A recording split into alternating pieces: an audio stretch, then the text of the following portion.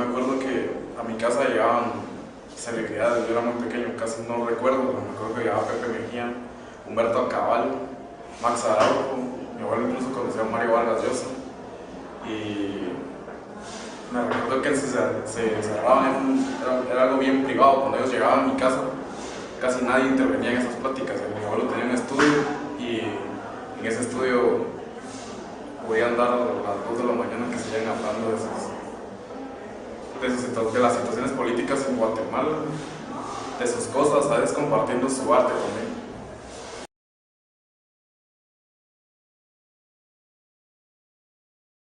Luis Alfredo era un hombre muy serio y de una forma de hablar a veces un poco parca. Su voz era muy cadenciosa, hablaba lento, pero muy bien pensado. Y además creo que no era hombre de muchas reuniones. En realidad yo creo que disfrutaba más la cátedra. Como yo tuve la suerte de ser compañera de él en la Escuela Nacional de Arte Dramático, él impartía los cursos de Historia del Arte, entonces ahí yo lo veía que sí disfrutaba la cátedra con los estudiantes. Algunas veces platicábamos antes de entrar a clase o a salir de clase, pero no era hombre que yo sepa, que yo recuerde, de muchas reuniones. Quizás sí lo fue muy al principio con su grupo, con el grupo Nuevo Signo, precisamente. Luis Alfredo era una persona introvertida, tímida, y entonces en la reunión con los otros poetas u otros personajes del ámbito literario, no se le veía conversar animadamente, ser muy comunicativo, sino siempre estaba un poco callado, un poco reservado, y casi solo cuando alguien se acercaba a conversar con él, a preguntarle, a comentarle, entonces él participaba en mayor grado, pero normalmente era reservado. Él en el fondo se consideraba una persona tímida. Mucha amistad con Francisco Morales Santos, el Premio Nacional de Literatura también y actual director de la Editorial Cultura, porque también junto con él fundaron el Grupo Nuevo Signo. Y del Grupo Nuevo Signo también con José Luis Villatoro, que era un hombre muy sencillo, un gran poeta de una gran sensibilidad, que se parecían mucho en eso. También con Delia Quiñones, que también pertenece al grupo, con Julio Fausto Aguilera, que es también del grupo de ellos, y probablemente con Roberto Obregón, que es una etapa que yo no conocí, porque a Roberto Obregón lo desaparecieron hace muchísimas décadas, pero creo que de lo que yo recuerdo, sí lo recuerdo amigo de Paco Morales, de José Luis Villatoro, de Delia Quiñones. Max Araujo, me recuerdo que él era el que lo llegaba a traer, se lo llevó de viaje a Francia, hicieron muchas cosas juntos. También a Cabal llegaba mucho a mi casa, prácticamente mi abuelo fue su mentor, él es discípulo de mi abuelo, se puede decir así. Max Araujo era casi que su hermano, ¿verdad? Con la persona con quien más compartía. De las personas de Nuevo Signo, que pues todos, ¿verdad? Humberto Cavallo, Héctor Luis Fuentes,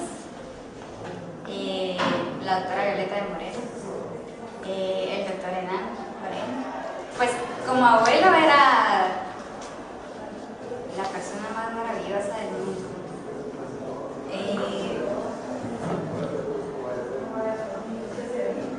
Cualquier cosa, desde lo más pequeño hasta lo más grande, que nosotros necesitáramos, siempre estaba. Cubrió la faceta de papá, y pues, ¿qué te puedo decir?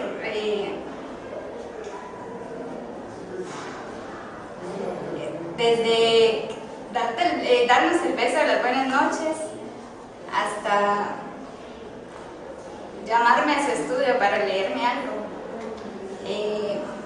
Cada vez que, por ejemplo, me recuerdo de una vez que la doctora Violeta acababa de sacar un librito de cuentos para niños y él me llamó y me dijo que me regalaba el libro y él mismo me leía los cuentos. Cuando yo necesitaba hacer alguna tarea, era él quien me ayudaba a hacer títeres, escribir cuentitos chiquitos. Como abuelo era una persona genial, mi papá. Él decía que era su nieto favorito, entonces la verdad sí fui el consentido de mi abuelo.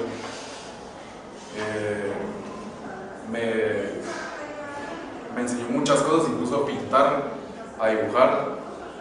Incluso por él me dedico hoy a mi trabajo. Me desarrolló un oído excelente, me hacía escuchar música clásica y en la música clásica él me iba contando qué iba pasando. Había una abertura que, por ejemplo, los sonidos de las percusiones emulaban el sonido de los cañones y cosas así. Entonces él fue desarrollando mi oído y él fue mi abuelo. Entonces él fue el que me hizo como soy yo. Mi abuelo tiene una obra muy testimonial, muy de él. Él es como, él plasmó todas sus vivencias. Él de niño sufrió mucho, me acuerdo yo, y él prácticamente no le gustaba hablar de su obra. Él escribía y no le gustaba que volverlo a leer porque no lo soportaba.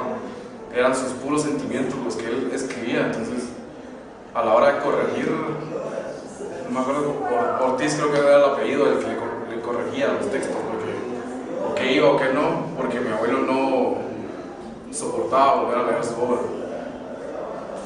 Pues cuando naciendo yo, la etapa literaria de mi abuelo o sus influencias van a cambiar, porque mi abuelo se volvió más soñador cuando yo nací. Empezó a escribir cuentos. Ya no era tanto protesta, sino era de un abuelo enamorado de su nieto pequeño. Entonces va a cambiar a ser como más sentimental, más amor hacia los niños, porque sus obras son, por ejemplo, El País de los Pájaros, que es el libro que él me dedica.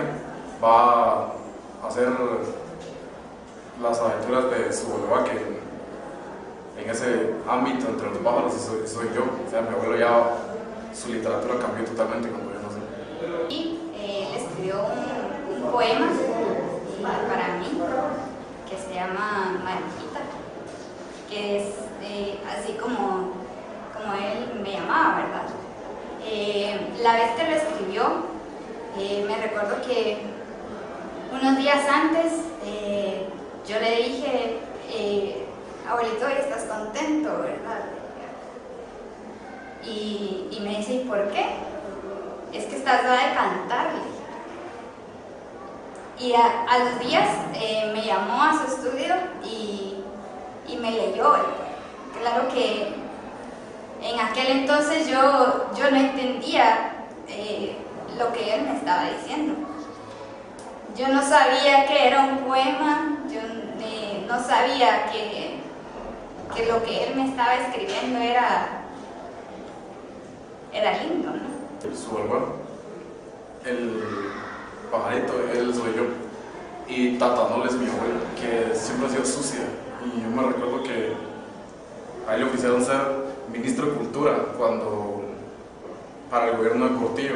Y mi abuelo no aceptó porque él nos iba a ensuciar las manos en algo tan sucio como la política de Guatemala. Y la verdad es que a él no le gustaba que, por ejemplo, las tierras eran arrancadas, y prácticamente él decía que eso, nadie era dueño de eso, para llegar y partir un terreno y venderlo. Eso es de todos.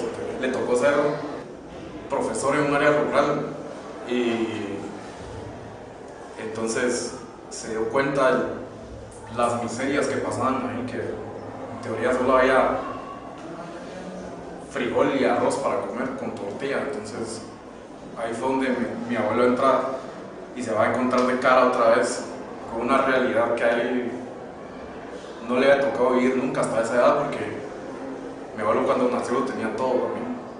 Mi abuelo cuando era de una familia muy rica. Y yo me recuerdo que él me contó que en él despertaba una literatura cuando él tenía 2 años. Pues va a haber sido 1937, 38, le habían regalado un libro de Disney en ese entonces. Entonces, ese contraste de él haber tenido todo e ir al área rural a impartir cursos, clases, lo hizo como despertar y ver que en Guatemala era totalmente injusto lo que estaba pasando. Ahí fue donde él empezó a escribir, a protestar por la situación que era entonces. Bueno, que era haber sido como 1950, una cosa así, donde él empieza como a... Es que aparte no solo escribía, también pintaba, entonces también sus cuadros muchas veces salen indígenas, salen personas caminando, callecitas. A él lo sencillo le encantaba. Yo iba con mi abuelo Montoya, fui a muchas entregas de libros y mi abuelo la verdad es que era una celebridad y yo no sabía qué estaba pasando porque yo le daba la mano a Montefuerte Toledo, le daba la mano a Francisco Morales Santos y ahí era donde yo veía quién era mi abuelo, pues, o sea, y a la vez no entendía porque según yo era solo su amigo y estaba tratando con como los literatos del momento. Eso me recuerda a mi abuelo y mi mamá me decía, sos un dichoso, o sea, conoces a tantas personas, te conoce tanta gente, y porque sí me llegaba, es lo que yo recuerdo. Se conocen y se empiezan a dar relaciones entre unos y otros, y dentro de ese intercambio de ideas, de irse conociendo, van surgiendo ciertas afinidades. Entonces, en el caso de Arango y los otros que llegaron a formar el grupo Nuevo Signo, pues existía cierta amistad, cierta afinidad, y fue así como fueron naturalmente, espontáneamente desarrollando la idea de agruparse. En cuanto al nombre, surge Nuevo Signo porque ellos querían dar idea de una nueva forma de poesía, ya no seguir cultivando la poesía tradicional, la poesía de sus antecesores. Entonces el nombre venía bien a ese propósito. Lo curioso es que entre ellos no había una sola ideología poética. Ellos tenían sus propias ideas, incluso sus propios estilos, pero sí compartían el deseo de querer escribir una poesía distinta y que cada quien pudiera expresarse con suficiente libertad individual, no seguir líneas concretas y no escribir en un solo estilo ni una sola ideología, sino que cada quien iba por su camino, pero el deseo de estar agrupados para tener, pues, primero la oportunidad de convivir en ese movimiento poético y de, en cierto modo, también apoyarse en esa tarea. Pero siempre se le ha señalado como uno de los rasgos esenciales de su poesía el empleo de un lenguaje sencillo, simple, coloquial, y que aparentemente es un estilo sencillo, espontáneo, pero que él aclaraba que él revisaba bastante su trabajo, como debe hacer todo poeta. Buscaba que su poesía fuera de una calidad suficiente, una calidad que en principio fuera satisfactoria para él mismo, de tal manera que es solo aparente esa sencillez. muy metafórica, es metafórico, tiene aspectos de reiteración, todas las figuras retóricas que ustedes conocen, también la anáfora y todo aquello, sobre todo la metáfora, y también hay mucha imagen sinestésica, ¿verdad? Por ejemplo, este gran poema que se llama Canto Florido, que es quizá el más impactante, ahí se ve la sinestesia, todas las imágenes sensoriales que encontramos en el poema hacen de ese uno de los más grandes poemas de la poesía guatemalteca. Verso libre, ya Luis Alfredo no utilizó el verso clásico, ¿no? Sino que se lanzó hacia el versolibrismo desde un principio. Entre ellos aparentemente no hubo un influjo de uno hacia otro, porque cada quien buscaba su propia voz, su propia forma de expresarse, incluso con las temáticas desde las perspectivas individuales. Pero de algún modo podría encontrarse algún influjo en algunos casos. Sin embargo, eso tendría que obtenerse de un estudio comparativo de la poesía del grupo, porque, por ejemplo, Antonio Brañas escribía de una manera notoriamente distinta de Arango. Incluso Morales Santos, que también abordan temáticas indígenas y de protesta, tiene un estilo distinto de Arango.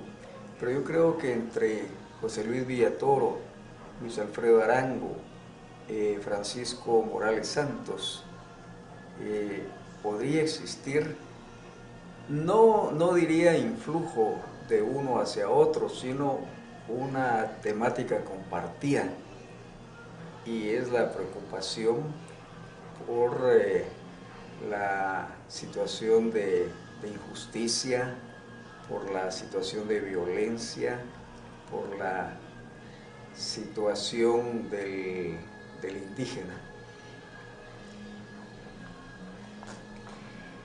Porque yo para esa tesis elegí trabajar un poema de él que se llama Canto Florido, y entonces el enfoque de la tesis era tomar en cuenta al lector, al poeta y al crítico literario. Y para tomar en cuenta al crítico literario es decir, al autor, me puse de acuerdo con él y lo visité en algunas ocasiones para conversar con él acerca de su poema. Y entonces iba a su casa, a su pequeño estudio, donde había un escritorio de pino, de esos que fabrican en Totonicapán, y algunos otros adornos también de esta línea, y ahí conversábamos, y siempre él era serio,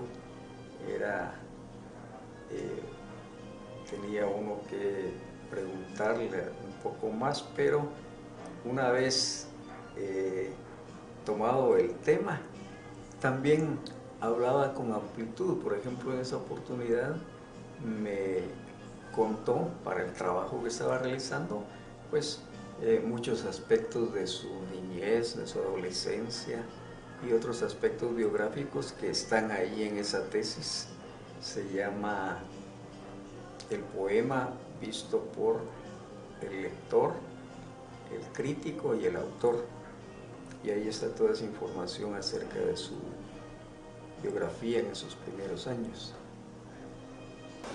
Grandísima, porque nosotros mismos sabemos que lo que las palabras las decimos a viva voz se quedan así, ¿no? En sonido y puro aire, pero si nosotros lo escribimos, plasmamos la realidad del país, Entonces, ¿cómo conocer la historia de Guatemala? ¿Cómo conocer cómo sufrieron las poblaciones indígenas? Mi abuelo estuvo casado con una señora indígena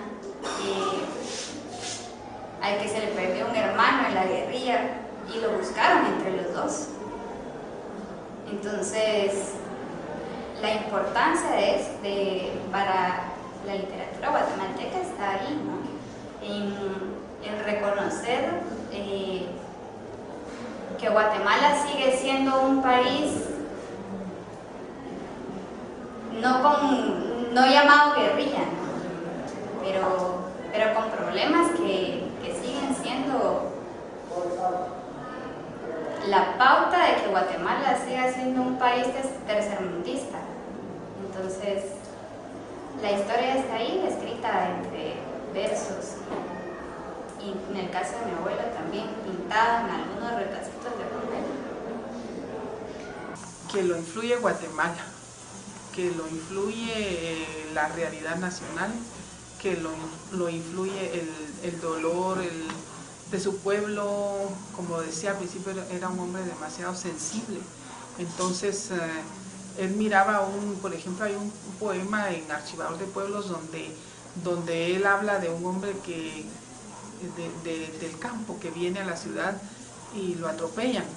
Entonces, a él lo influye Guatemala. Yo diría que no hay influjo de autores, o que yo le pudiera decir un movimiento tal o esto, sino que, o a un poeta tal. En cambio, él sí influyó en otros.